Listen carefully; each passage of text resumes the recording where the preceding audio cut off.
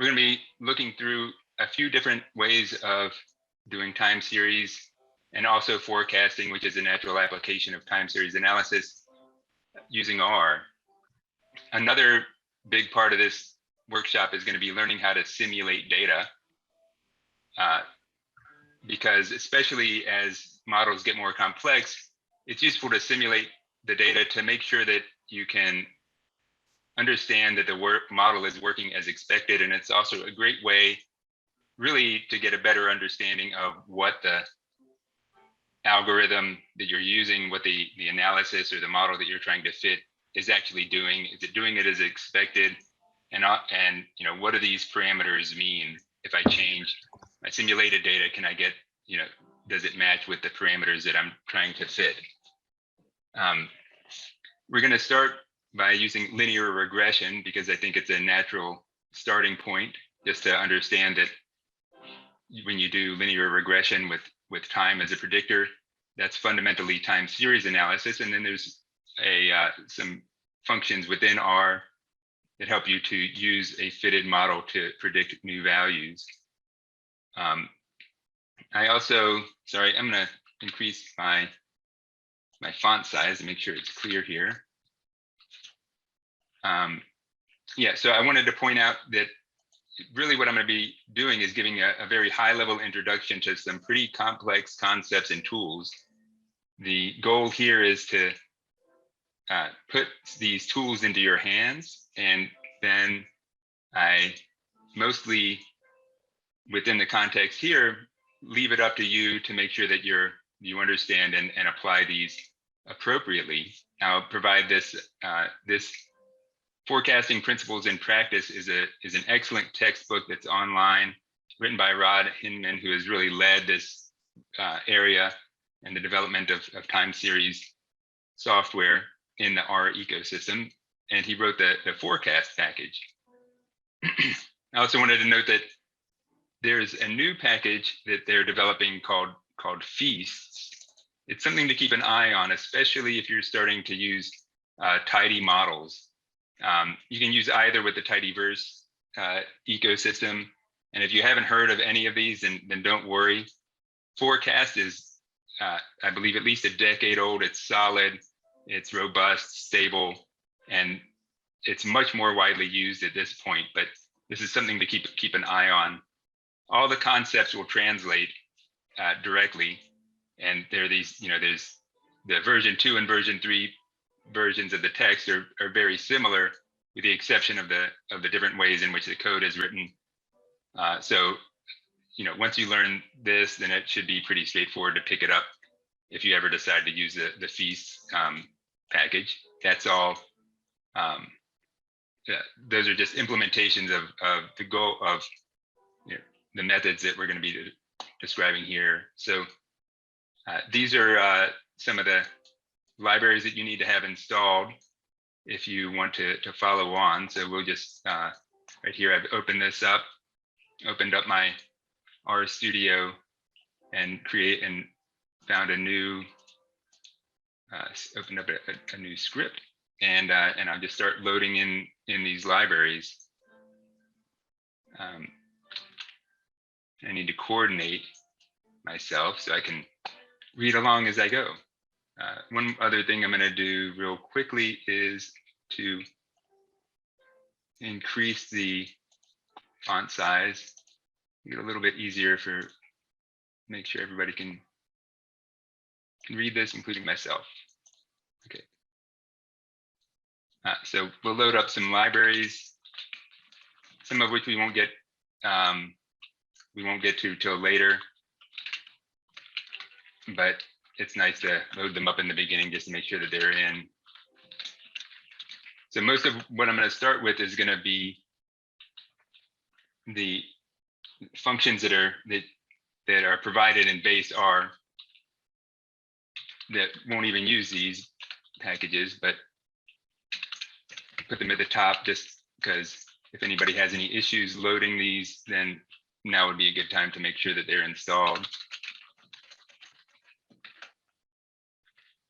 And feel free to ask questions in the chat, either to everyone or you can ask directly to Jessica or Christina or to me if you prefer. It'll just be a little bit more difficult for me to teach and answer questions. But if you put them in the everyone group, then I'll be able to see, especially if I'm doing something incorrect, please let me know. And then this final package here, I guess I should explain what some of these do. So the forecast package I've already described, it's got a wide range of great tools for analysis and visualization of time series data. dplyr is part of what I was describing earlier, the tidyverse. I guess the next three, dplyr, lubridate, and broom, are all part of the tidyverse that help with data wrangling. Lubridate in particular helps with dates and time. Broom helps to take the output of a model and make it prettier than some of the base R, what the default output is. And then daymetter is a function, is a library that allows us to pull down some historical weather data. It can be generally useful for a lot of different applications. Here, I just wanted to have an opportunity at the end, and I'm not 100% certain that we'll get to this, but at the end, I wanted to have an opportunity to look around and evaluate some real data. But as I said, we're going to start by simulating data so that we know where it came from, and etc. So now, actually, what I'm going to try is to see how it works if I put my notes here as I go. I don't want to give everything away, but effectively, so I wanted to start, as I mentioned earlier, with simulating some data so that we can figure out whether or not we're getting our models working the right way. And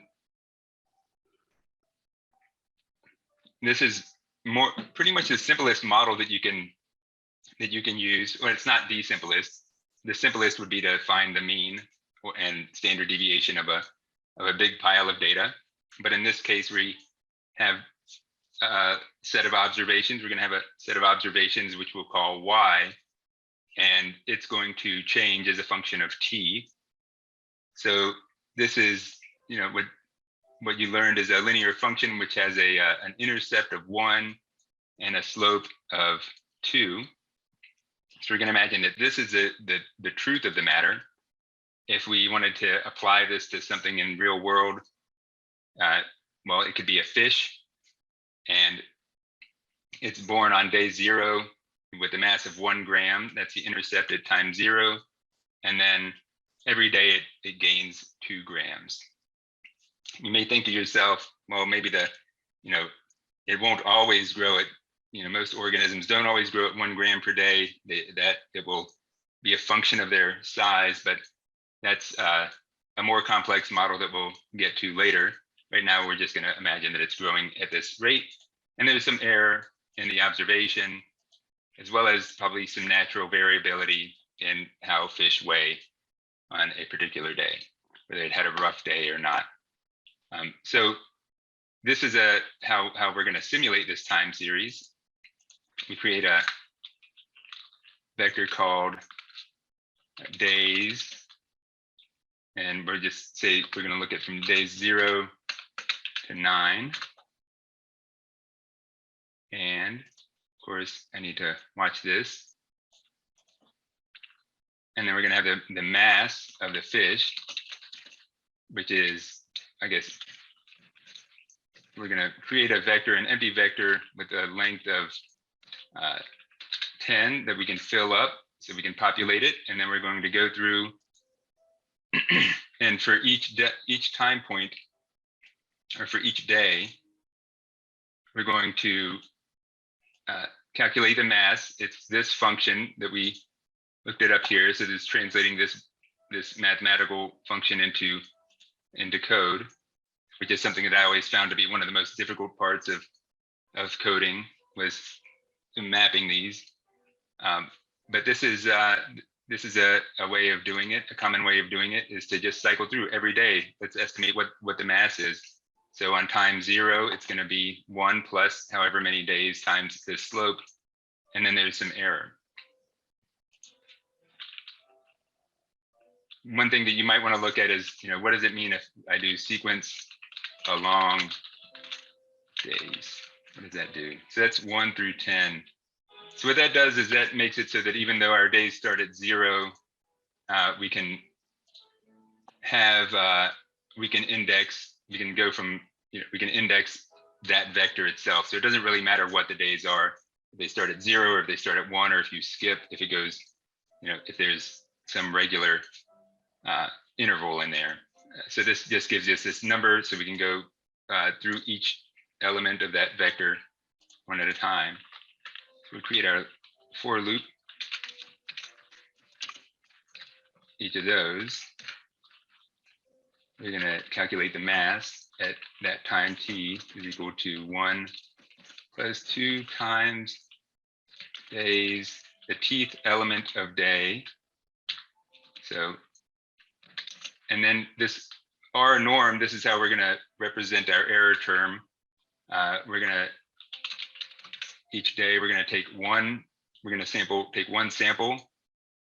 And I guess up here, we use the default values, normal with a mean of 0 and an error term of 1. We can write out the terms just to make sure it's clear.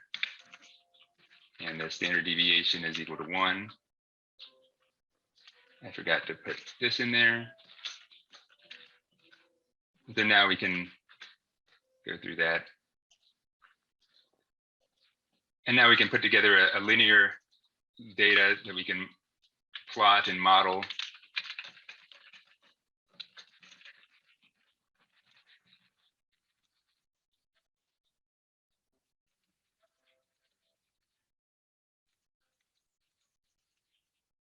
We're just taking these two vectors, putting them together. So now I can plot them, mass.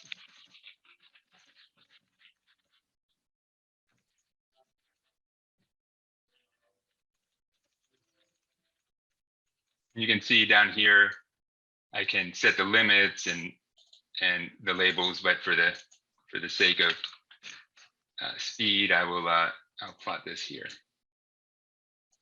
Figure margins are too large, probably because I didn't have that available. Okay, so now we can look, and as expected, the fish is growing every day.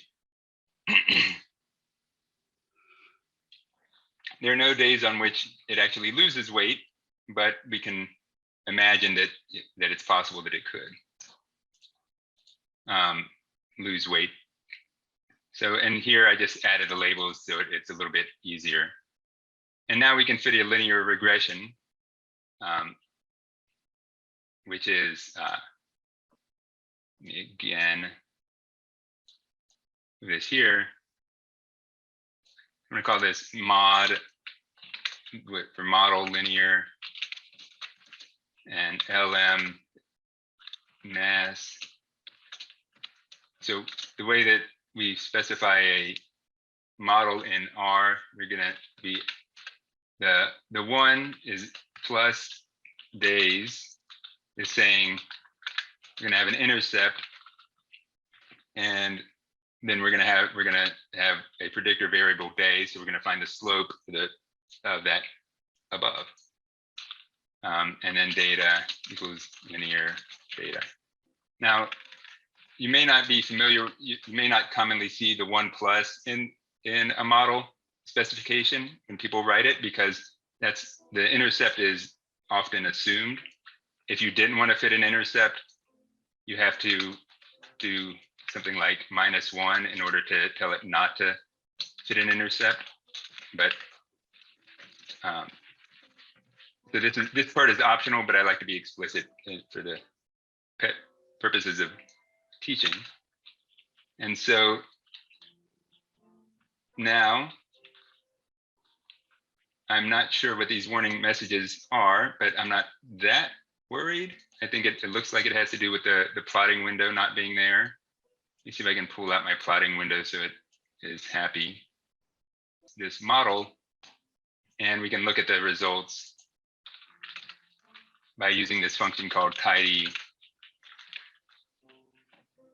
mod linear, and that will put out this these values here. So we can what we can do here is we can look at these numbers and we can ask ourselves, does this fit with what we think it should? So we have an intercept of 1.91 and a slope of days of 1.86. And they're both significant in that they are significantly different than 0, which is the default hypothesis. And if we go up here, so we look at our model, have we recovered our terms from the model? 1 plus 2 times days times t. And if we look at our data here, I think that this looks familiar, and this estimate down here, 1.91, is a bit higher than I would expect, but it might not be significantly, it's significantly different than 0, but it's not clear that it's significantly different than 1. If it's within a little bit more than 2 standard errors. So there is the next natural question would be, well, did I actually recover this estimate? And I'm going to leave most of that for most of the answer to that question to another workshop, so that I can make sure to cover the material, the time series material. There's some natural checks that you want to do whenever you do regression to make sure that the errors are normally distributed. Down here, so this is where you can get into more details on the use of simulated data. And the next thing that I would do if I wanted to evaluate, like what's the is this random that I was unable to recover my slope? I would simulate. You can simulate 1,000 times or 1,000 data sets, 1,000 time series. And this is a very powerful method for doing power analysis, as well as for exploring the statistical properties of data, both real and simulated data. But again, I'm not going to get into this today in the interest of time, and because there's so much interesting material to get to below. But effectively, what you can see here is that, okay, so the mean is 1.99. So overall, we've got this, the mean slope is very close to 2, and the mean intercept is very close to 1. So in fact, we have recovered from our model the parameters that we use to generate the data. The last part of this simulation, simulating data, that I wanted to show is that you can use this for power analysis. So you could figure out the frequency with which, given a particular sampling design, you would come up with a statistically significant relationship. And here, you can see that you'll rarely get most of the time, your p-value, the significance of your p-value will be greater than 0.05, but your slope, the significance will typically be, you'll get very, very small p-values, as you can see down here. This one just happens to be significant because we randomly got a larger than expected intercept term. I've been using a lot of discussion of p-values, and I wanted to make sure that everybody was aware that there's a lot of discussion in the literature, including some journals that will no longer publish p-values, at least without proper context. And I think in particular, this forum on p-values and in this issue of ecology is a great place to learn more about some of these issues. So again, I'm going to come back from digression to get back to our main topic, which is time series. And I'm going to talk a little bit about what it means to do feature extraction, because this is a term that I hadn't heard much about, 5-10 years ago, until I started becoming more familiar with the world of machine learning. And people start talking about my colleagues from computer science who are building machine learning models. They want to see what features are. And this can be a very challenging problem in the interdisciplinary approach to research, which is to have a scientist be able to clearly explain what's going on with to somebody who's fitting a machine learning model. So what is the problem? What do the data mean? And such. And so what I wanted to point out is that a feature of the data is related to the concept of dimensionality reduction. And both of those, there's a lot to these concepts, but a simple way of putting it is that what we've just done is we've taken this time series of 10 points, 10 observations over the course of 10 days, and we've taken 10 values and turned them into 2 that describe this trend, the slope and the intercept. And there is there are a number of other ways that you can fit models. There's a lot but effectively, once you've estimated these parameters, those parameters are nice, summaries of what's happening in the data set that can be used in a machine learning model. And often these are the properties that are of more interest. So for example, as a scientist, I might be much more interested in the rate of growth, or what affects the rate of growth, than the size of a organism on any particular day. And that's true for beyond the scope of time series analysis, but I wanted to point that out. And I also wanted to point out, and in the notes I have here, a few other examples, but there's this great book called Ecological Models and Data in R. And excuse me, the entire book, or an early draft of it, is available for free online at the hosted on the author's website. And if we look for the functions, I'll hopefully be able to find it. Here we go. And it describes a number of functions that you can use for fitting regression models, including the one that we just looked at, but also more complicated ones. And the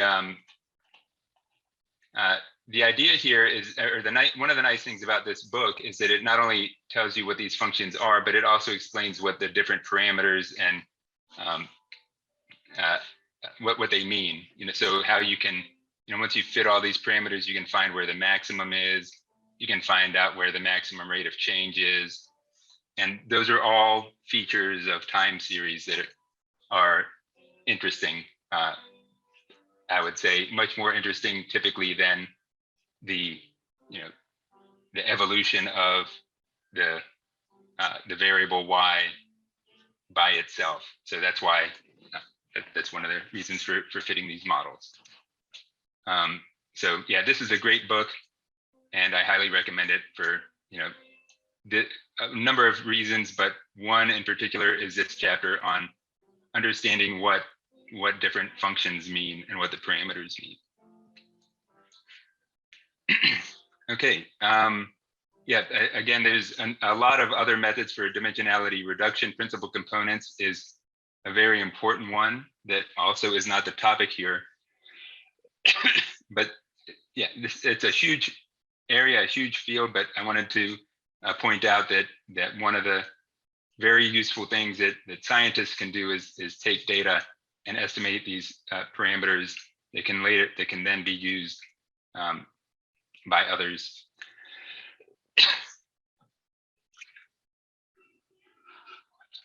Including in the machine learning world. So the other thing, before we move out of base R, I think the last thing that I wanted to point out is this predict function. And the predict function is very, very broadly useful. And what I wanted to do here was just show how, we have this model that we've just fit with its intercept and its days. And what I can do is I can say, well, I want to know what's going to happen on day 11, 12, 13, 14, 15, what's going to happen over the next few days. So now I can create some new data called new days. And I'm just going to number the days that I'm interested in evaluating this model at. And so I could say that the truth, just for, just to show what the answers should be, quote unquote, is going to be one plus, so the intercept plus 2 times the new days. So is that right? Yeah, that's exactly where this should go if we understand it correctly. But interestingly, since we have gotten the intercept wrong, we'll have a little bit of error for sure. We'll overestimate where it starts, and we'll underestimate how quickly it grows by just a little bit. But yeah, so if we wanted to predict what's going to happen next, then we can use this predict function. So we've got this. So you'd have turn that into a data frame. So we can just call this new dat is data frame and days. So it has to have the same name that we used as this parameter right here. So days is equal to new days. So now we've got a new data frame. And once we've got that, then we can use this predict function to create the preds, the predicted values, preds. Let me shrink this again. It's easier to follow along. Predict.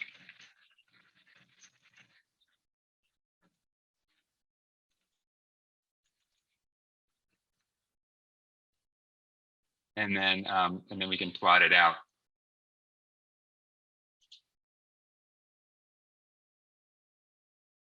So first we take the first plot that we did above, which if we go up here, we can copy and paste that. And I'll have to bring this off of my screen so I can look at both at the same time.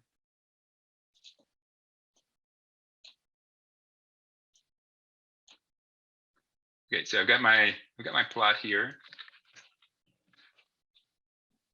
And then I want to add some points to it.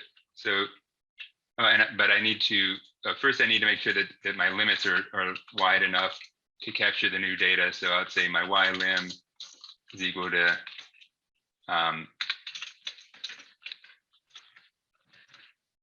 in my notes, I have this starting at 1, which I think would do, it would capture all the data, but it's best practice to start at 0.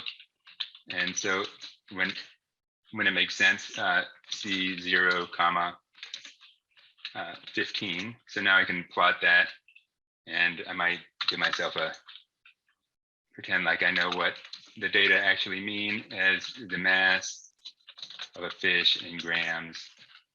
I'll plot that. It looks the same thing. Just we've got labeled axes, properly labeled now, and now I can start adding points. And for points, I can plot new days, threads, and I'm going to color these in red, just so it's clear which are the old ones and which are the new ones. So you can see that there's no error term in here. It's just what we predicted based on the slope and the intercept. And if we were to fit these, be able to recover the slope and the intercept from the model. And then we can also add some lines just so we can look at like what the confidence intervals are and whether or not our forecasts fit within these confidence intervals. Can you expand the screen so I can troubleshoot previous code? I have some errors. Well, so that's one of the reasons I made this. I can try and expand it a bit. I think that's all I've got. So hopefully that's good. But all of the code should be here, I think. Okay. Yeah. So, and I'm going to skip the part about adding the confidence intervals, but this is what you would get, and naturally you can see the that wraps up kind of the core the core concepts I wanted to get at with regression using time series, just to get us up and running and familiar with the concepts that we're dealing with. But there is there's a wide range of additional built-in functions that we can do. But first, I wanted to stop and give folks a chance to ask questions, to let me know if I'm going too fast, too slow, just right.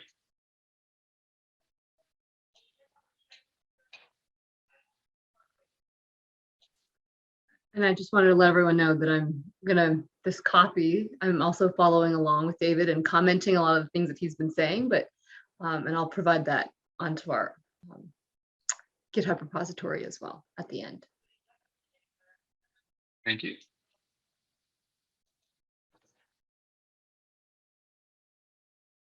Okay, I'll also, for folks who don't want to speak up, if you want to use you're welcome to use your little emojis to let me know if I'm doing well or not, and speed, fast, slow. I'm not sure where I don't even know where I can do that, but partly because I'm sharing my screen. Okay, with that, I'm gonna, without further delay, keep on moving on. Now we get to learn about the time series objects in R. So in addition to the regression that we just covered, R has a lot of series, a lot of functions that are specifically useful for the analysis of time series. And so that's what we're going to cover next. And again, we're going to generate some sample data so that we can get an understanding to better understand what the functions we're using are doing. And I have so the time series object type. So if you're familiar with what we did up here, was we created a data frame. So this is the most common way in which data is passed around in R, is the use of a data frame. There is an analogous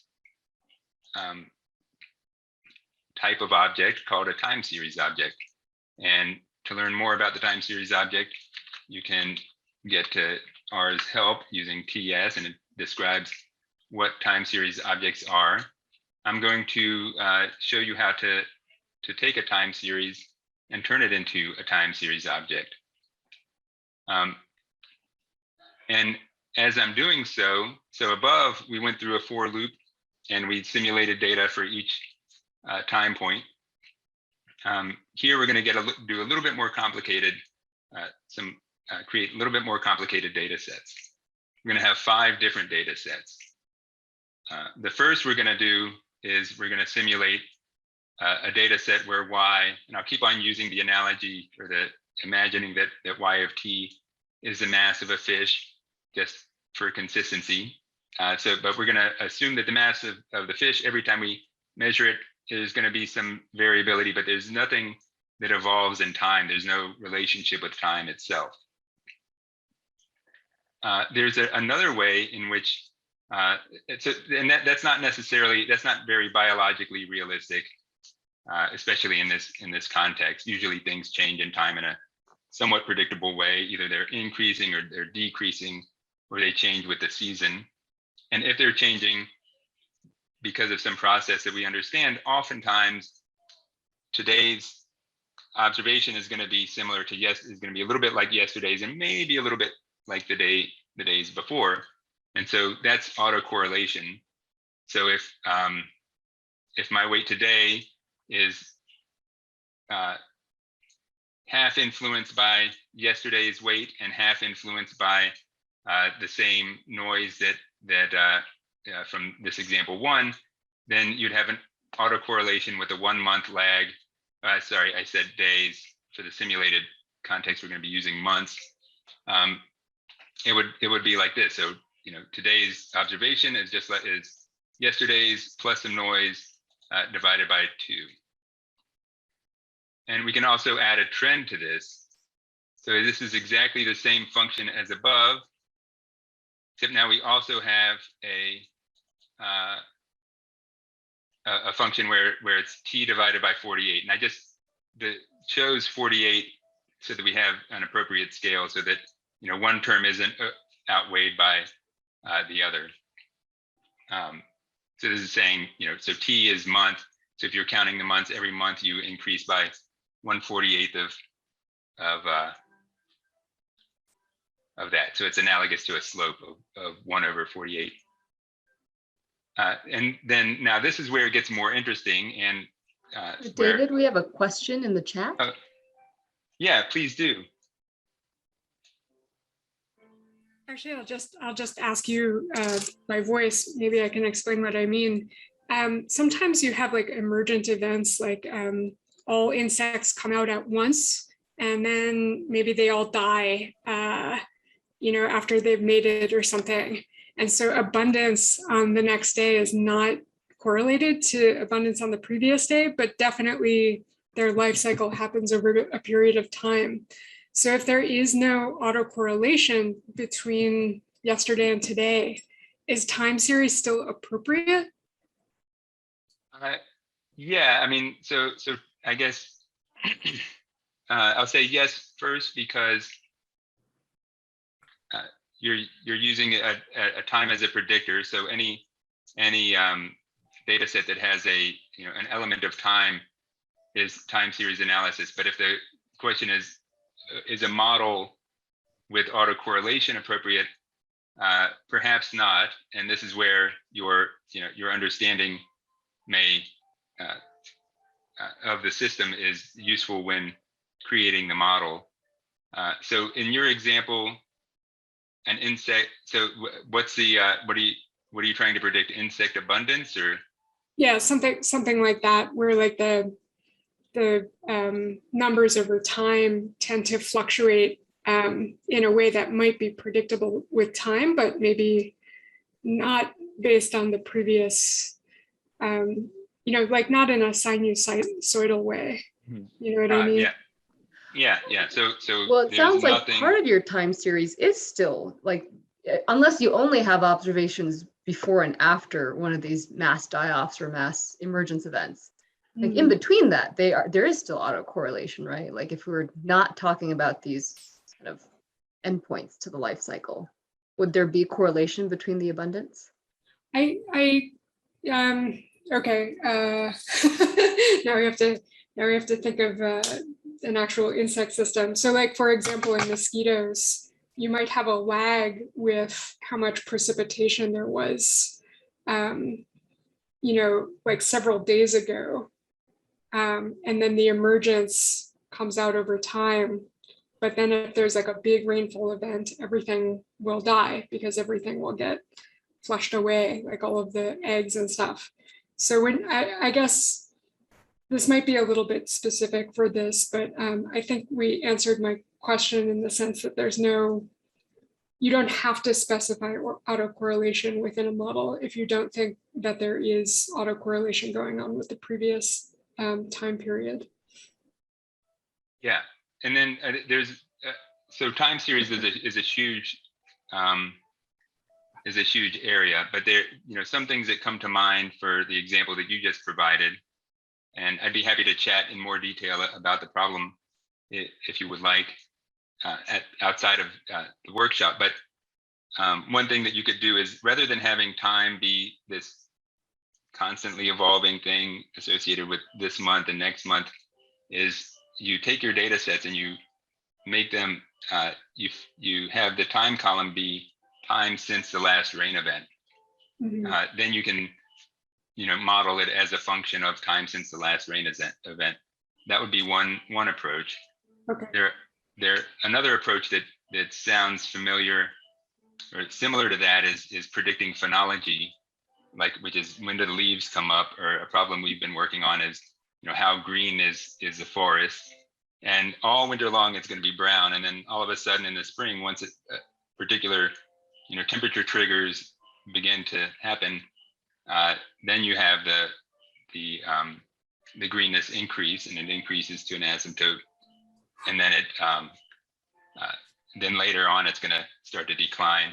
And that's one of the places where that bestiary of functions from the Volcker book comes in very handy, because you can estimate parameters such as time until it starts increasing, and time until it hits the asymptote. So you can describe these curves, and you can have more complex models that account for the processes that you understand to be happening.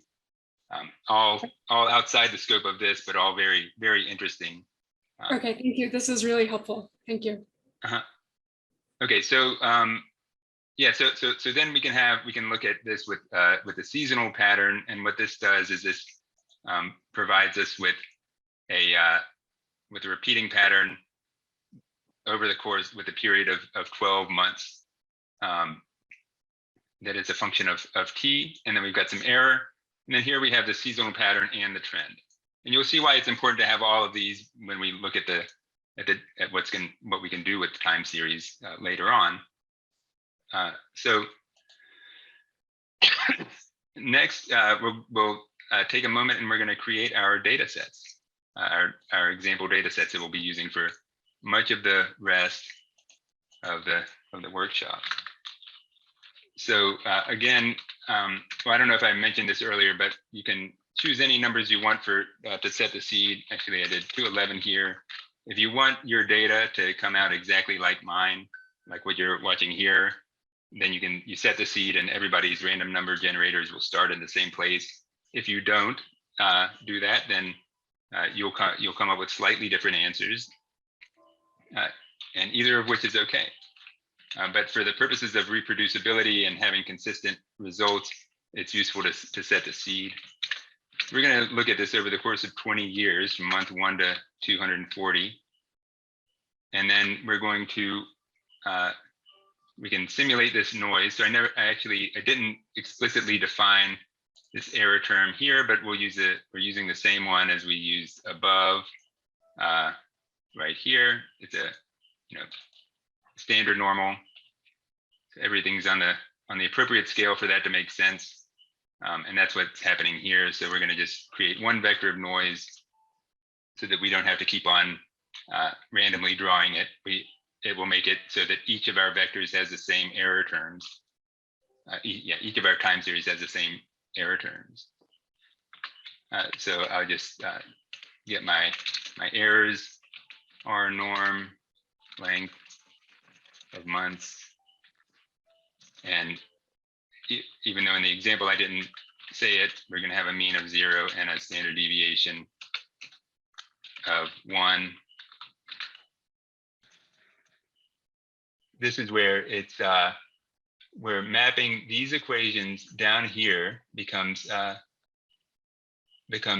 challenge. So we'll create our empty vector.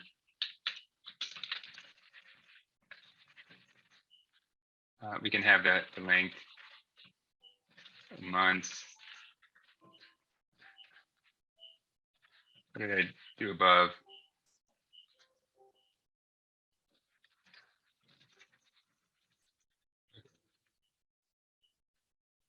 So our okay, so we have noise. So we've just fit it. So this first model is the noise term. Now we're going to have with the lag.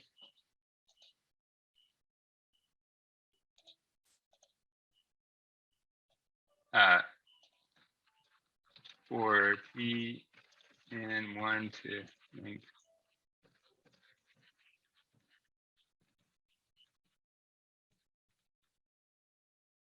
if t is equal to 1. So this is so I need to have some way of estimating what's going to happen on the first day, because I can't use it. I can't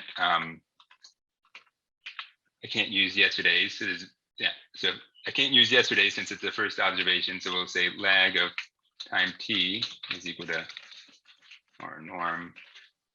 Just take one sample from that same distribution.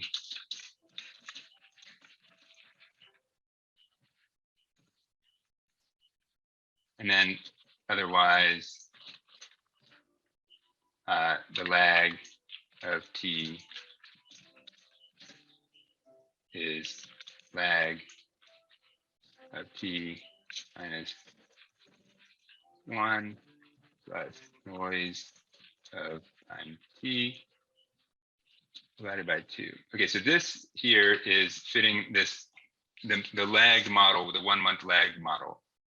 So I didn't explain it in the model, but it's not explicitly in the model, but I needed to come up with a value for time 1 so I could get the time series running. And then the next is, so this is with the autocorrelation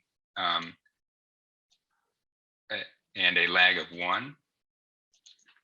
And next I can say, well, I want to have my lag and a trend. So for number 3, we get lag and a trend. I just add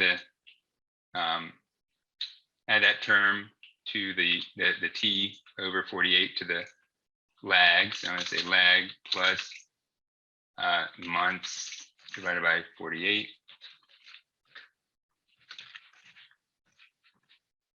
And we're going to have a seasonal model. I'm going to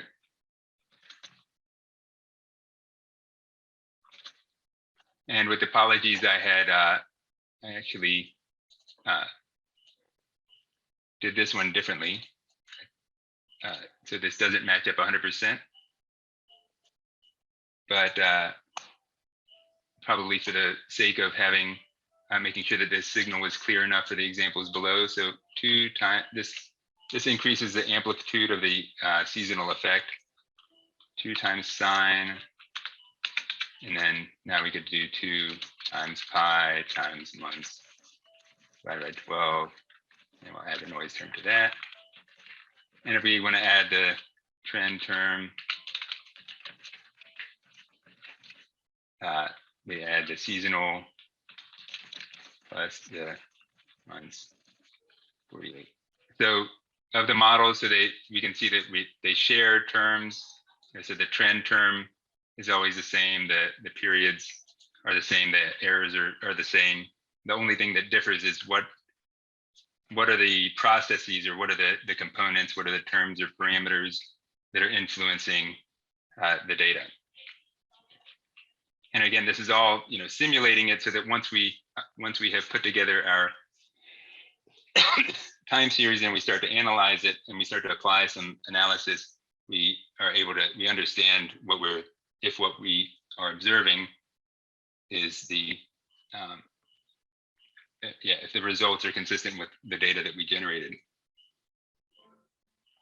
So now I'm going to create a time series object. And in order to do a time series object, there's a few things that are a little bit finicky. And I apologize that this should be bulleted, but there's a term called the frequency that you see down here. The frequency, essentially what you can do is you can take all this fake data and you can map it onto real world events. And R makes a bunch of assumptions, such as, it's got models like a seasonal model is going to, have this period of 12 months. Or if you have daily data, it'll have a period of 365 days, hourly and etc. But you can you have the start date, the end date, and the frequency. You can also have you can use instead of frequency, you can use delta t, and delta t is another way of it's the inverse of frequency. And as I say that, I just want to make sure that I'm telling you the truth. Delta t, the fraction of, so it's 1/12 for monthly data. So it's the inverse, yeah, of frequency. For me, it's easier to think about the frequency at this time. So we'll put all these together. So we'll have these 5 time series by creating a time series object. The data in there is going to be a data frame that contains all of the different models, or all the data sets that are generated by these different models. Noise, lag, trend, seasonal, and seasonal event. Let me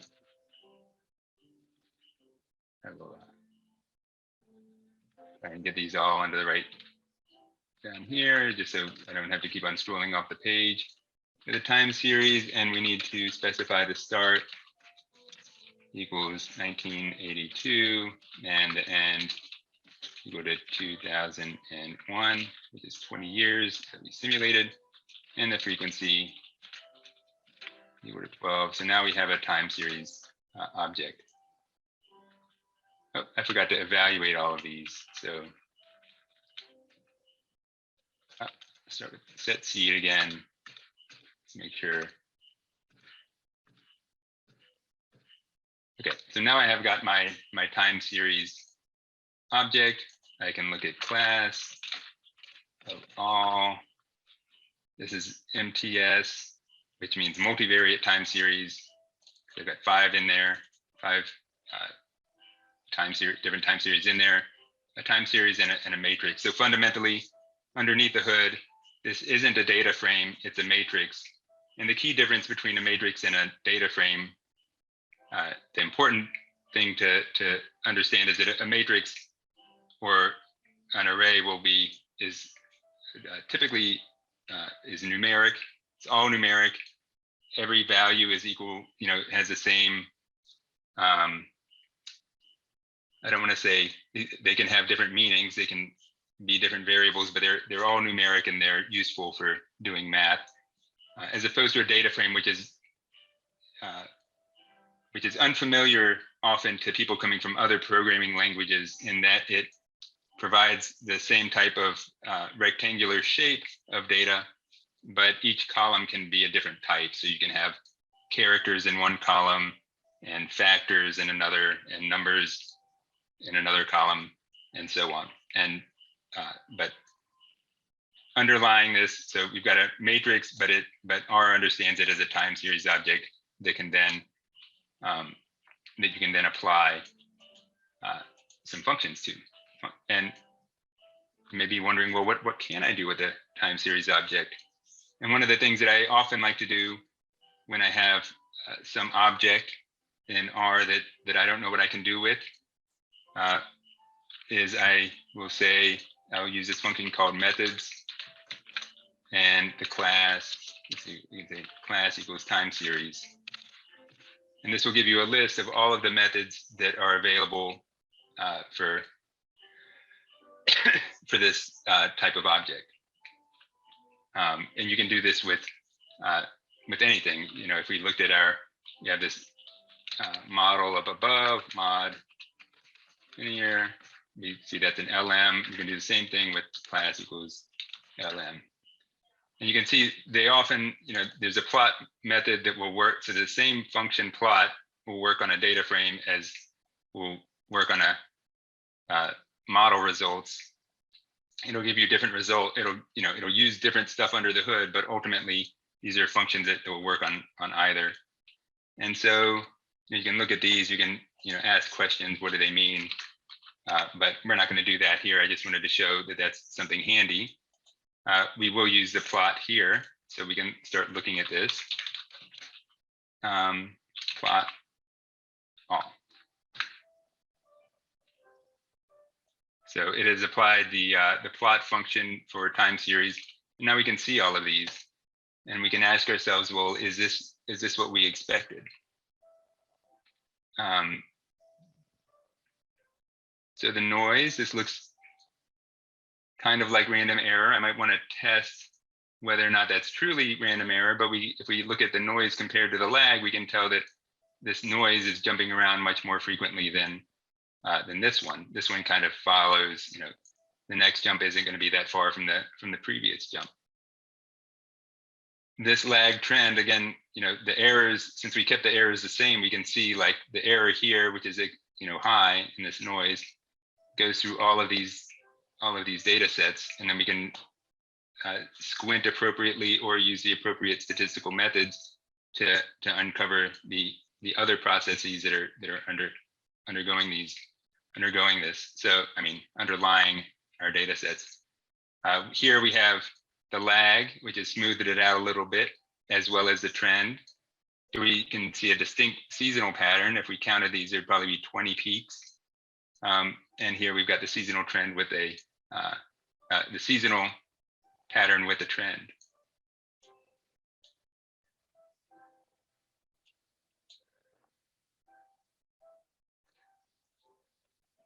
Okay. So now what's next? So next we want to ask about, there's a function. Let's see if it came up here. So what can we do with these? Class, there's a function called lag plot. So we're going to see if we can see what the lags actually are.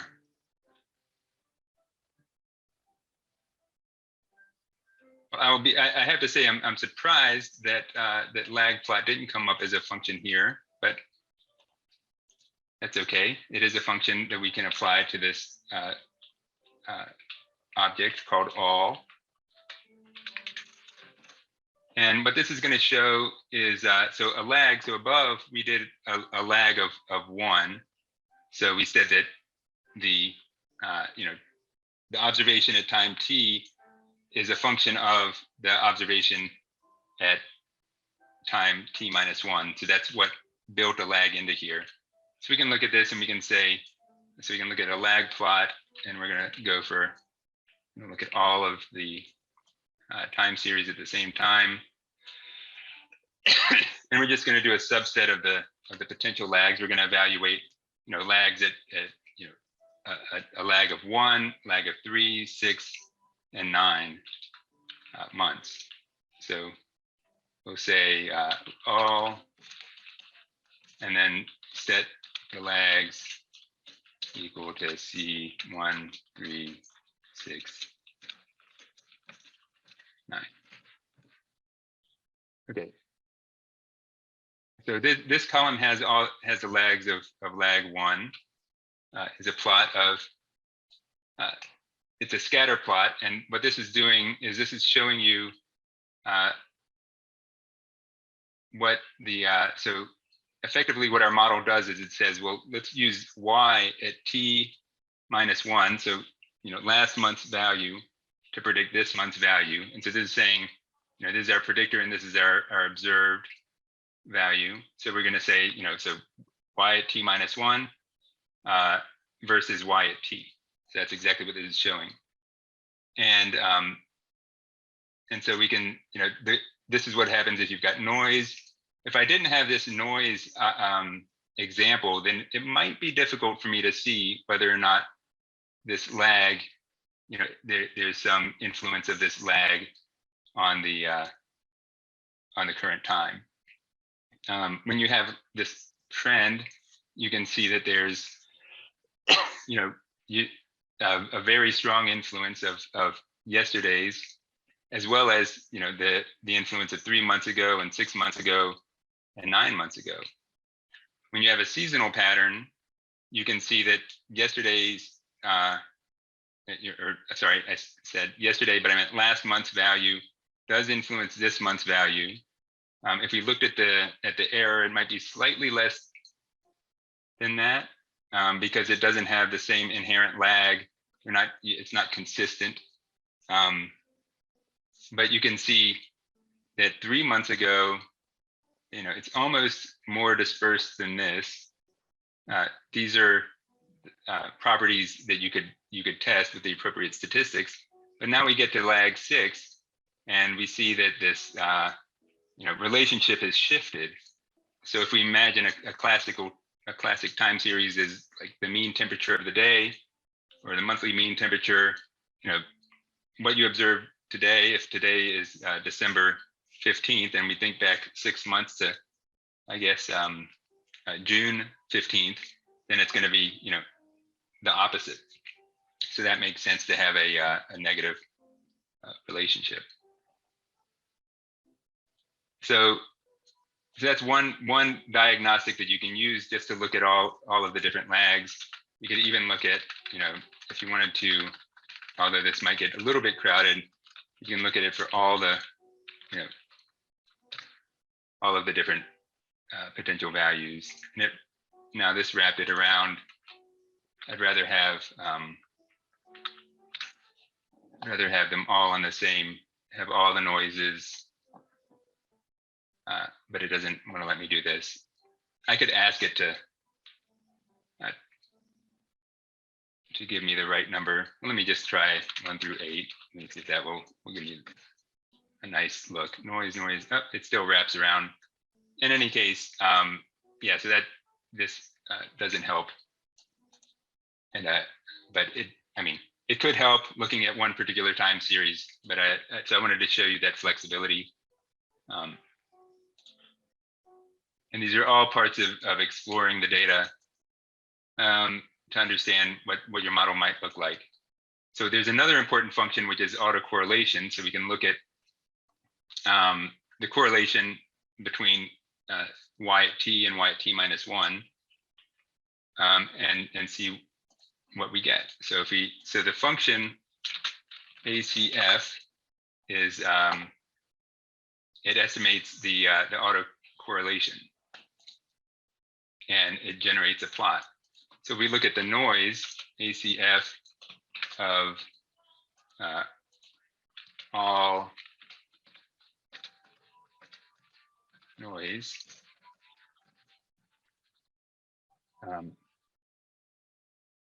I wanted to quickly point out another difference between a data frame and a matrix is that here it's not possible to use the $ notation. That won't make it happy. So which is why I'm using this notation to call out a particular column. It's a small detail, but I wanted to point that out. So now this is going to give us a plot of the autocorrelation, and the blue lines will tell you whether or not it's significant or important, and if it rises above a particular threshold. And so what this shows, you have an autocorrelation of 1 at a 0 lag. So that's always going to be there because y at t is always equal to y at t. But the real question is, over the entire time series, the more interesting question is, what are the important lags? And in this case, there is none. There's no correlation between any previous data because it's just randomly drawn from the normal centered at 0 with a standard deviation of 1. But what's more interesting is if we look at the lag plot, or the time series with the lag built into it, now we can see 1 and then 0.4, and then this one might be significant. And I'm curious if other people who have tried this may have found other values. Or I guess another question I would ask is, can anybody say, what would you expect if we were to run the simulation 1,000 times? What would you expect the autocorrelation at a lag of 1 to be? And would you expect there to be an autocorrelation at a lag of 2?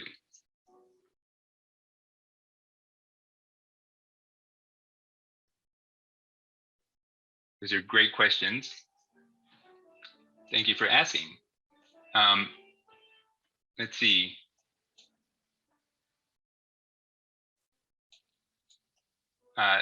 Can anybody say why there might be a significant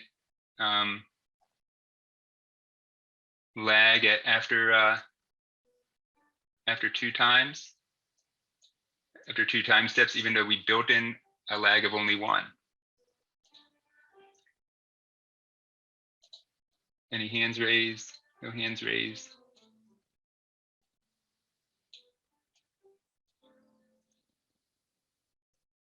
I will. Oh, Jessica, thank you. Is it because if it's dependent on the previous time step, but that previous time step is dependent on the time step before that, it kind of carries over? Yes, exactly. Okay, that was the answer that I was looking for. So the next thing I wanted to look at was what happens with a seasonal lag. I mean, a seasonal time series.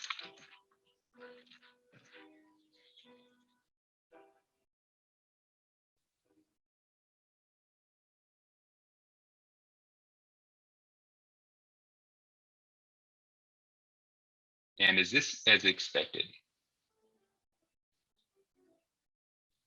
And if it is expected, what accounts for this pattern? It's obviously a very clear pattern. And if we think about this, sort of like what we were looking at above when we were looking at the that negative correlation at a lag of 6, that shows up here. So this right here is an estimate of the plot that we had above. Where did that come from? Lag plot here, right? So this right here, the seasonal has this negative correlation at a lag of 6. Lags of 9 and 3, it looks mostly like error, and a lag of 1, it's a positive correlation. If we looked at, let's see, let's do this. So I do have a question about the x-axis of these lag plots. I mean, these autocorrelation plots, excuse me. It appears that it, like, something about the time series, it inherently sets it to year. Is that what the 1 is? So that each like bar is a month, but yeah, the 1.0 corresponds with 12 months. So it yeah, does that automatically. It does do that automatically, and that's somehow, you know, a basic unit of time that the time series objects in R are built around. Yeah, I found it not as easy to work with like hourly or daily data in the TS. Just putting that out there. I think we kind of assumed this larger time steps, or is built around some of these larger time steps, perhaps. Yeah, I mean, yeah, a lot of it is, and the assumptions are, you can't, I mean, as I you know, pointed out above here, you can set it to, oh yeah, so if you set this frequency to 365, then you can use, you know, that would match with daily data. You can, I think you can change the start and end so that it's not just a year, but a day. And if you have time series that go over multiple years, it's very useful. If you're looking at other patterns, then that would be, well, I'm trying to think what, so year, that's a good question. So, about year. So what is it inherent about the year? I guess that part of it is that if you want to look at a seasonal versus a you know, trend, then you need to use a year.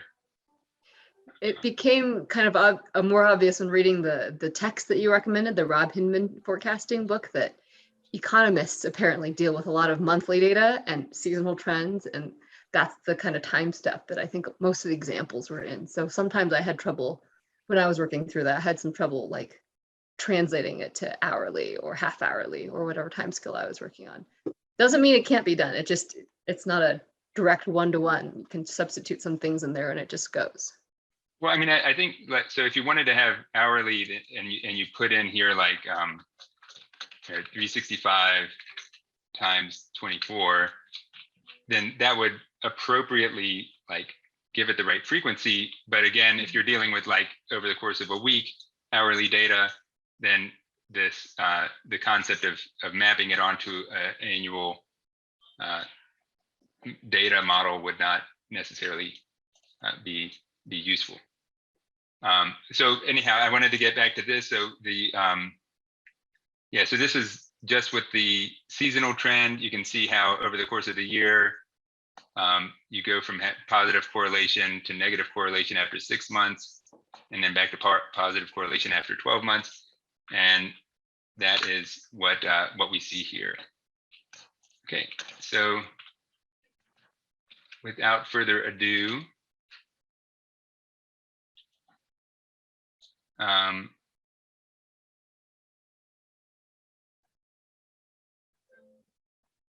I want to just keep on going. Okay, so the next thing that we're going to do is, so we might look at one of these time series. So let's just come back here and we'll say we're going to go. I want to plot this seasonal trend just to see what we might be looking at. So I'm going to plot the seasonal trend. Okay, so we're going to focus a little bit about this just because it's got interesting components, as you'll see in a second, when we're going to look at a function called decompose. So we might be looking at this, and I'm trying to think of a good analogy. Well, I think fish weights might be fair enough. If you have these annual cycles of fish weights, we can stick with that. Except that fish weights will never go negative. We'll just call these normalized or rescaled, recentered fish weights. I think we can do that. In any case, it could be driven by some pattern that has an annual basis, and then over time, the fish itself is growing, but it has these annual fluctuations. I think that's a terrible, an unlikely scenario here. But we'll call it Y. So now we'll just think about Y. So Y is increasing over time, and it's also got this strong seasonal effect. And I might be interested in knowing, maybe I'm interested kind of in the long-term trend. Maybe I'm interested in the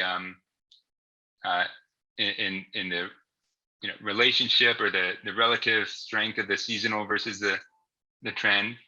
But often the most important and the most scientifically interesting questions are not what's the seasonal pattern, what's the trend, but it's what is underlying the fact that like all the wiggliness, what's left over after I remove the seasonal pattern and the trend. There's some other variable in there that perhaps it itself doesn't have a seasonal trend, but its impact after accounting for these seasonal and kind of long-term patterns is important.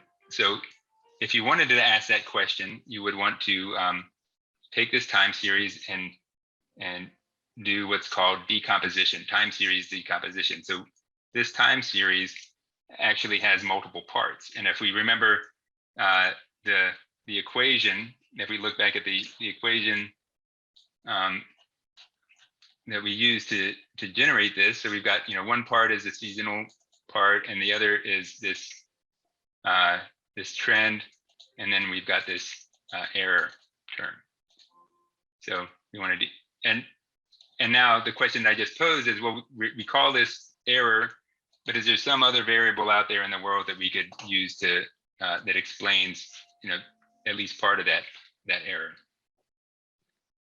And it could be a number of things, and that's kind of the sign. Oh, I went ahead. Okay. I gave it away. Okay, anyhow, so the error or the residuals, that's a lot of times the really interesting part scientifically. If you can find what it is that's explaining those, then you can do a much better job at understanding the system and its dynamics, as well as predicting it into the future. So yeah, without further ado, I'll introduce this function called decompose. Decompose a time series into seasonal trend and irregular components using moving averages, deals with additive or multiplicative seasonal component. So the default here is to deal with an additive seasonal component and an additive trend, and that's what we use to generate our simulated data. Multiplicative component, which is very common in a lot of areas of science and the natural world, is often the more likely, the reasonable assumption. So if we were talking about fish weights, as I showed earlier, I had this linear trend where every day it was gaining 1 gram per day, but often you have a function that depends on the size of the organism itself, and is not just a well, so you might have like an exponential term in there.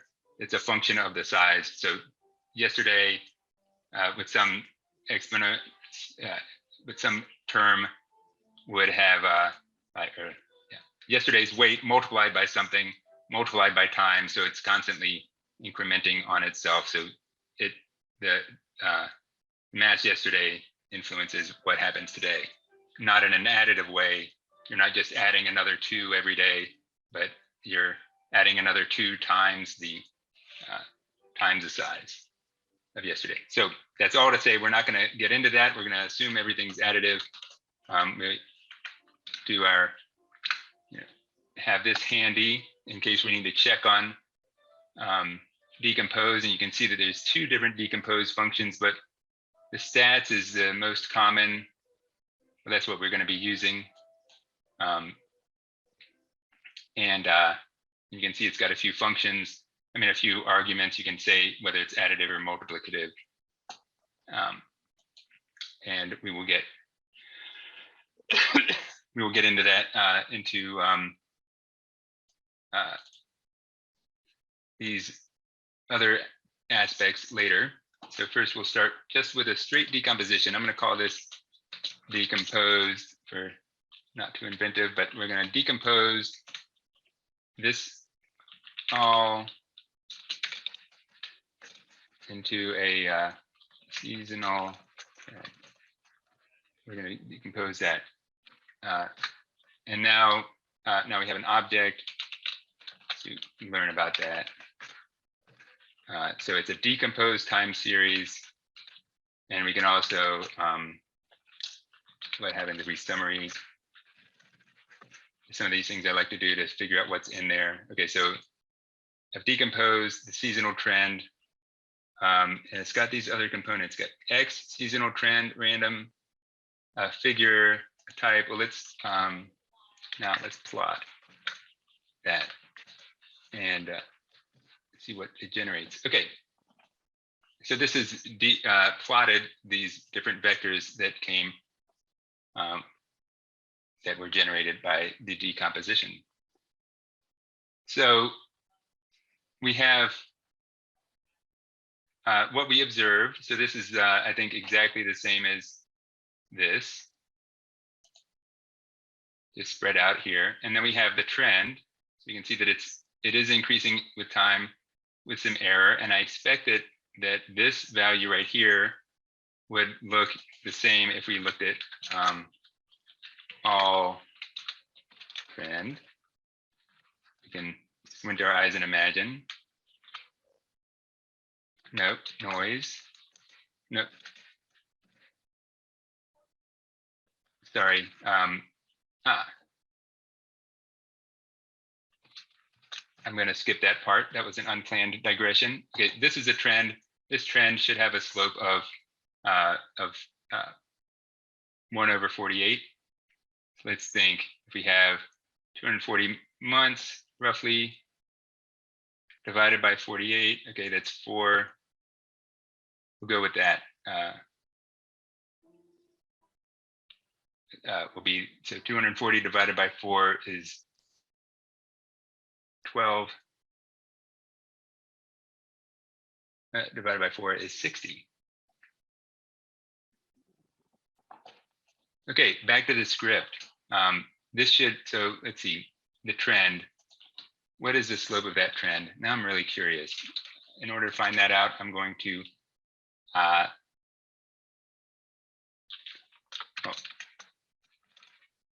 we'll do that in a second. Okay, and that actually is back on the trend. Okay, so back to the script. So this is our observed data. This is the trend that we built into that, which should be 1/48, a slope of 1/48. This is a seasonal pattern, and then this is the noise. So this should look like our noise data set. And one thing that you'll notice about the seasonal pattern is that this is built on a model that assumes that every January is going to have the same impact. There's no way to allow for the fact that there may be some movement over time. That would be a more complex model that, if we have time, we'll get to below. But so now we have the seasonal component, the trend component, and the random component. One of the things that we can do with the random component, as I mentioned earlier, is we could evaluate whether or not some other thing that we observed is helps to predict, has an influence on this term. We know since we created this data set that if there's anything that there's nothing significant that could predict this random term, unless we were to build in a model of the random number generator itself, which we won't do. But here, just throw this out, like if we're looking at the mass of the fish, it could be, we might say how many twigs are floating by the stream in a day. I don't think that will have an effect. It could have an effect, but I just wanted to show how you might get into this. So I'm just going to sample from a different random generator called a passant, from a different distribution, which is a distribution of counts. I'm going to sample one for each, for every month, and so I'll just say random, and its parameter is lambda equals 4. So on average, every month there's going to be 4 twigs that float by. We can look at that just to make sure that I'm correct. On average, there's something like 4 twigs that'll float by, but there's this variation. One month, the fish was very lucky and he got to see 10 twigs, and on another month there was 0. But the real thing I wanted to do here was test this hypothesis. Do twigs influence this random component of the decomposed time series? So let's say LM, and we use decomposed random twigs.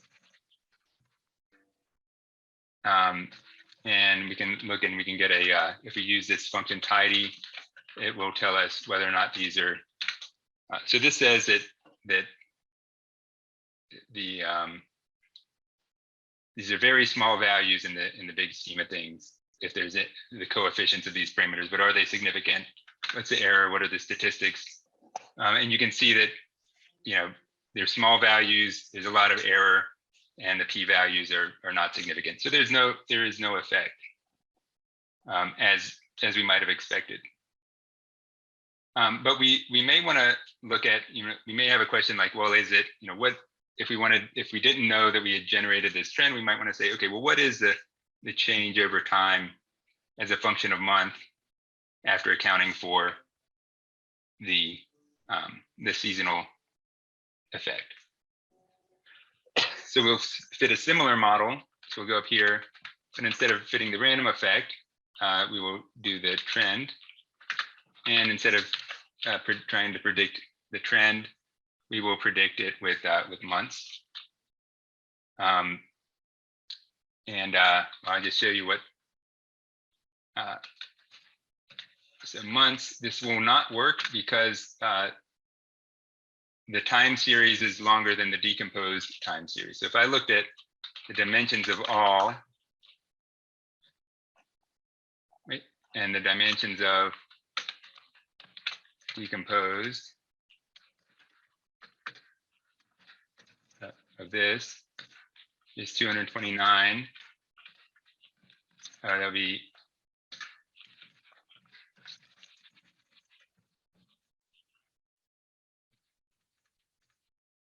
but the length of months is 240. So at 240 months, I got out 229 values from this time series. And the reason for that is that when you calculate all of these terms, you can't calculate one for every time step because you need to have some of the values available for to estimate the seasonal component. So you can't create a seasonal component for every single time point. It takes out about a year, less than a year of months in order to estimate all of these terms. So that's why this linear model didn't fit. I'm going to subset that 1 through the length.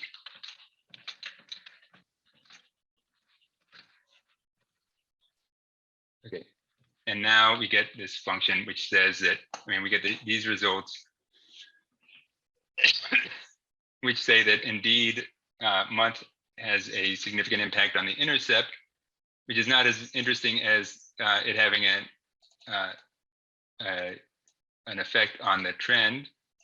So this estimate of 0.193 plus or minus 0.000255, I wonder what 1 divided by 48 is. 0.02. It's pretty close to that estimate. So we've been able to recover that term of the model.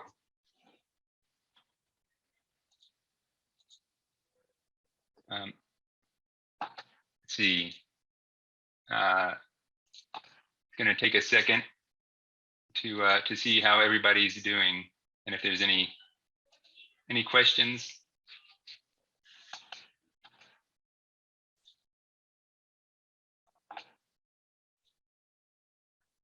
Comments on speed.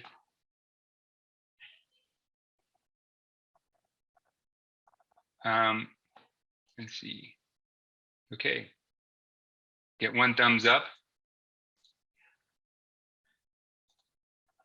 And 2. So again, feel free to ask questions at any time. Okay, so now we're going to get back into well, I addressed that question earlier about how the seasonal trend is the same every year. So this value is going to be the average of all of the Januaries, or whichever date that you decide to start on. Excuse me. But in some cases, you want to, you don't want to model the seasonal component in that way. A lot of systems evolve. There's a lot of patterns that happen at a larger level, at a higher level than the seasonal components, and then you haven't modeled them as a trend. There may be not a trend. It's just ebb and flow. One thing that's common in my primary field of study of earth sciences is these what are called decadal oscillations, of which El Nino is probably the most famous. So there's some patterns that happen over longer time scales, and so you can decompose where you model these kind of long-term moving patterns. And this is called seasonal trend with a local smoothing low S. So it's called STL. And you have to have a window size, so it's going to integrate over a larger time span than a year. And so and there's a number of different parameters that you can change when you're fitting this. But I point out that the forecast package and the forecast function and the autoarima function all have the ability to automatically fit these parameters to best fit your time series. And when I talk about, or before I get to the point about about like the autoarima finding the best fit model, and finding the best fit model in general, I wanted to distinguish between different applications of your statistical methods. So often the parameters that you use to fit an arima, sorry, I'll explain what that is later.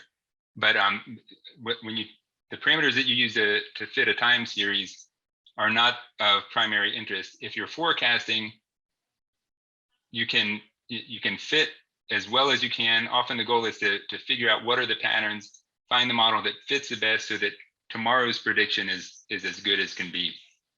If you're dealing more with understanding the inherent properties of the system, then taking a particular data set and finding the parameters of that data set is that's essentially fishing. It's a fishing expedition and an exploratory analysis, and you wouldn't want to conflate that with testing a hypothesis. So you would want to have a hypothesis that I've got a lag of this amount, or that the moving average process in my system is a particular value that you can test, rather than finding the best fish, the best fit, or fitting these parameters. Okay, so having said that, I wanted to introduce this STL function, which is very similar to the decompose function, except that you can have this moving average component of it for a local trend on the seasonal component. So we'll do this quickly and plot it. So seasonal with the low S smooth.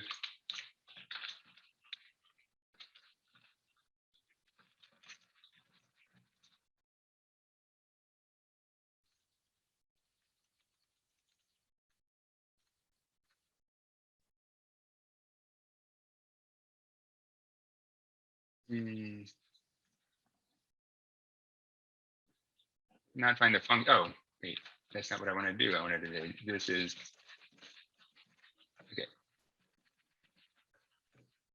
There you can plot it.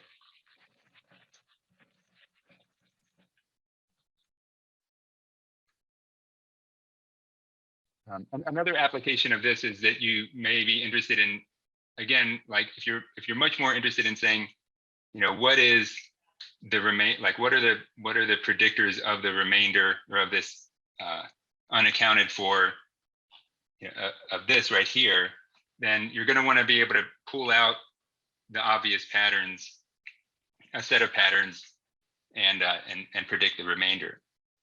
So if there's something, some other variable like the twigs that you predict might have an influence, and then you can do this STL decomposition, come up with this remainder, and similar to what we did earlier, test and see if it has an impact. Now, however, if something that you want to know about the impact has another influence, which is one of these decadal oscillations or multi-year patterns, it's causing the ebb and flow of your seasonal pattern, then you might have already extracted that, and you won't be able to test whether or not that has a significant impact. But if we just compare this seasonal versus this seasonal trend, so this one is even every year, and this one changes. So with a window of a moving average window of 6 years, so you can see kind of how after 6 years the patterns are or they're similar within 6 years, and then they change over time.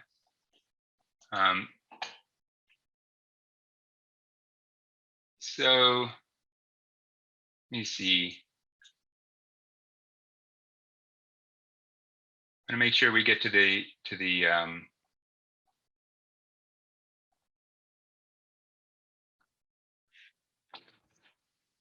key parts. So the okay, so we went through or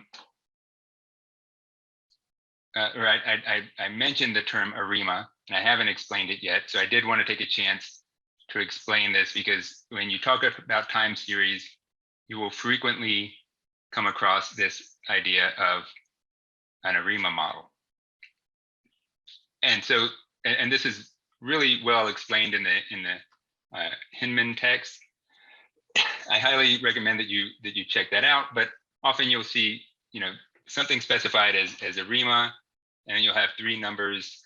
And right now, what I want to do is I want to be able to pass on to you an understanding of what these numbers mean. And oh, and now I just realized one of the issues is that I haven't updated this content since I started doing my notes earlier today. So what do I do with this? So I come down here and I look at my most recently compiled thing.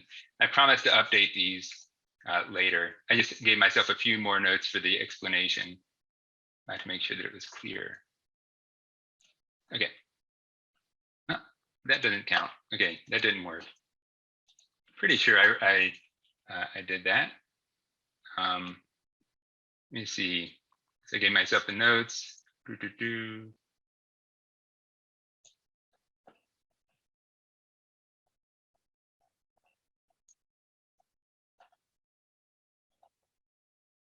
I'm going to wait 1 second for this to compile, so I have a new website to share.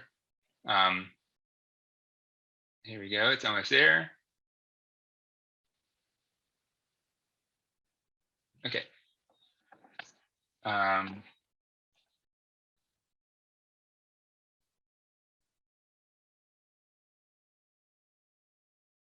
That's interesting. Yeah, I definitely I thought I was taking notes somewhere, and I don't know where they are. But that's okay. Oh, I think well, with apologies, I can use this other page and walk through the meanings. Okay, so or this is updated, and it was here. I intended for this to be put into a bulleted list. Okay, so ARIMA, PDQ. So an ARIMA has different components that are used to model the time series. And again, with apologies, it's a very complex topic. I wanted to make sure to be able to tell you what these components are. So the ARIMA acronym can be divided into 3 parts. One is the AR, which stands for the autoregressive component of the time series. And in that, you use the previous observations as predictors. So that's what we've done above. That's a lot of what we've discussed today, which is using previous observations as predictors, in particular, having an additive autoregressive time series. And with AR, you can have the number, like the what we saw was that even with a lag of 1, you have some influence from time of t minus 1. If you have a seasonal component, you'll have you could have 2 terms in your regression model. One is y of t minus 1, and one is y of t minus 12. You might have multiple time points, multiple predictors, but very commonly, the most common would be to have an autoregressive time series with a using lag of 1. And then the next part, the I, is integrated. And what this does is this has in your model a term that accounts for the differences between this time step and the last time step. So so the value of y of t minus the value of y of t minus 1 is a predictor, and you estimate a coefficient of that influence. And finally, the moving average part uses the errors from your previous observations to predict y of t. So these are three related but different components of the time series that can be used to predict our current and future terms. So, and then this function that I described above, the autoarima. So before autoarima was there, typically what people would do is they might fit a few. They might estimate what these parameters were and use that, and that's effectively considered manually tuning a model, finding these parameters just by typing them in. But the autoarima function, what it does is it evaluates a large number of different possibilities. And if you remember when I was running this notebook to run all the code that we're going through today, the slowest part of that, I believe, was that autoarima, because it keeps on fitting a lot of different models to test out, which are important. So another approach is is ETS, or the exponential smoothing state space model, and that's also based on previous observations. But the importance of these prior observations, there's a function that describes an exponential smoothing function that describes how important those previous predictors are. So so with the ARIMA, you might have multiple predictors from different lags prior, and each one will have its own, you'll fit a parameter to each of those different prior observations. And so if, say, you have 3 lags, you would fit 3 individual parameters. With the exponential smoothing, you would fit a parameter that describes a function that relates those the strength of influence of previous observations. And the seasonal decomposition of time series by Loess, that's what I described above. And the goal here was just to make sure that I had covered some of these very common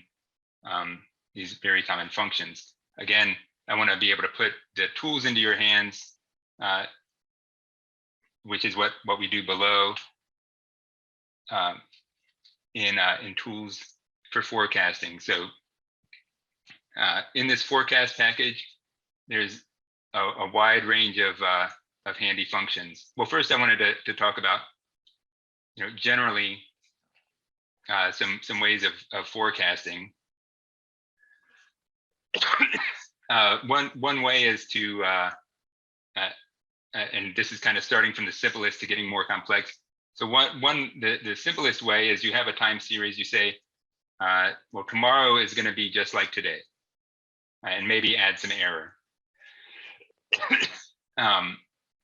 Or maybe the simplest way is what we did earlier with the noise, which is that tomorrow is going to be some random sample of the long-term mean, and some random sample from the long-term mean with the long-term standard deviation.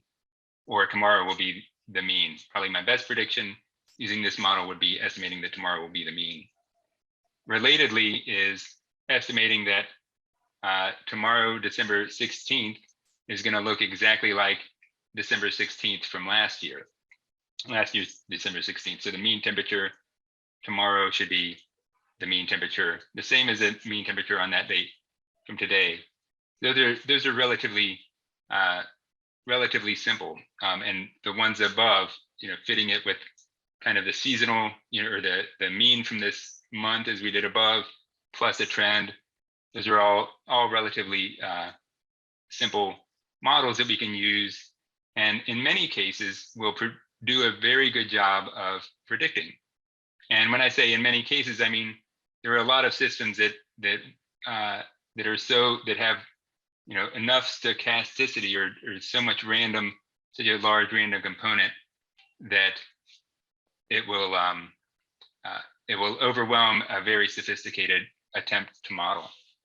So there's this whole network or this whole family of functions that are provided by the forecast package, and I think that the one that I wanted to first introduce is called is TSLM. So it's a time series regression. It's basically a linear model. It's effectively a wrapper around around the LM function that allows you to take your time series, allows you to take your time series and just add these two terms, a trend and a seasonal component. So even though this time series itself, if we look at, so even though usually if you wanted to fit LM, then you would need to have these two terms in your data frame. But what this does is, since it's a time series, it allows you to specify trend and season as factors that you want to evaluate, or that you want to test. And you can add other predictors to this function.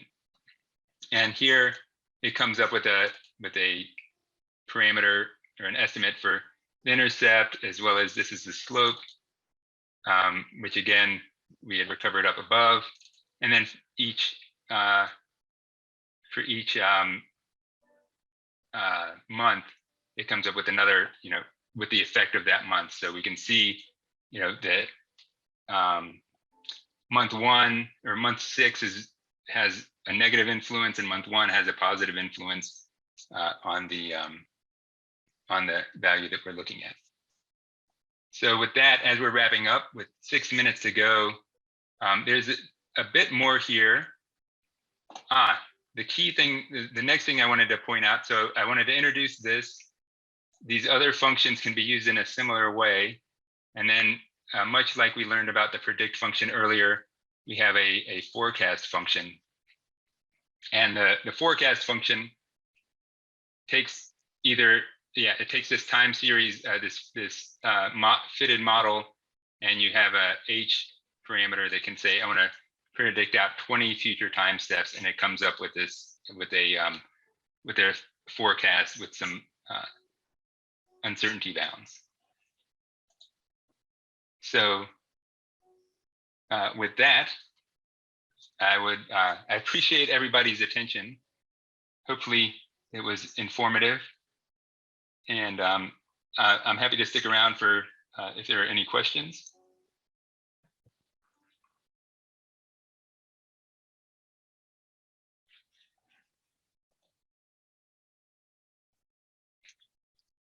Thanks for your positive feedback. That's always appreciated.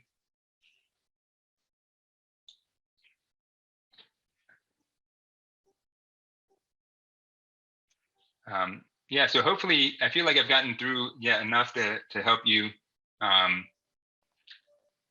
get started analyzing some of your time series data. One other thing, I guess, is this will be sort of an advertisement, and this is mostly to people who are in CALS or the experiment station.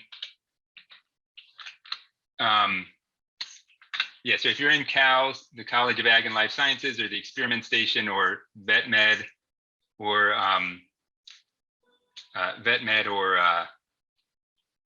or cooperative extension, then or if you collaborate with anybody in there, our group has what's called an incubator program.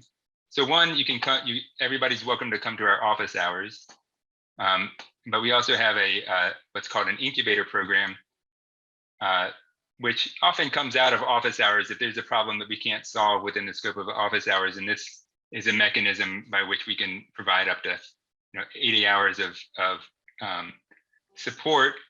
And the goal there is not for us to do an analysis, but for us to work with you so that you can learn how to analyze your data. So broadly, to build capacity within CALS and the university as a whole to improve data science literacy, etc. So, David, can you blurb the spring workshop series as well? Yeah, that's a great idea. I apologize. I am so sorry I didn't do that. We have this fantastic workshop series that Jessica and Christina are going to be leading. on reproducible and data science skills, reproducibility and data science skills, all based in R, or I guess mostly based in R. You'll learn some shell, and these are a set of lessons that they'll be giving. So Jessica, if you want to talk about it. Yeah, sure. This grew out of a data carpentry style workshop, but instead of compressing it into 2 days, it's like 16 hours spread over 4 weeks, twice a week. And then we're going to cap that off with some follow-up, like how did you apply it to your own work? That's really our goal here.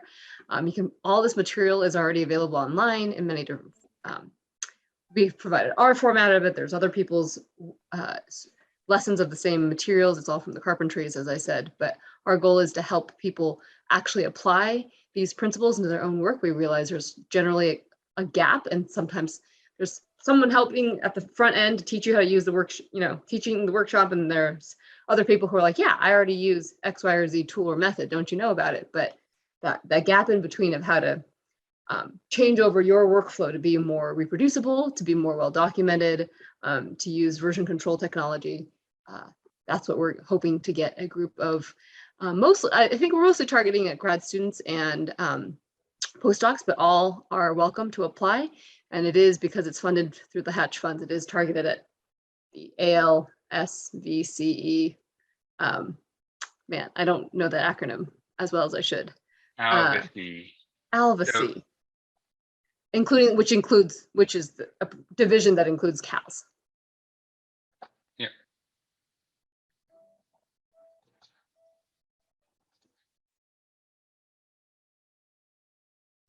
Okay. Awesome. Thanks for that. Link. Oh yeah. Sorry. Here we go. Here's a link. Yep, and the applications are now open, and they're rolling admissions until January 17th.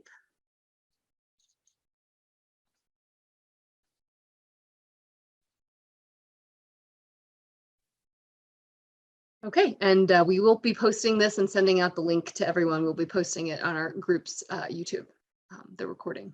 So thanks all. Thank you guys. Maybe I'll see you at office hours or hear from you soon. Bye-bye.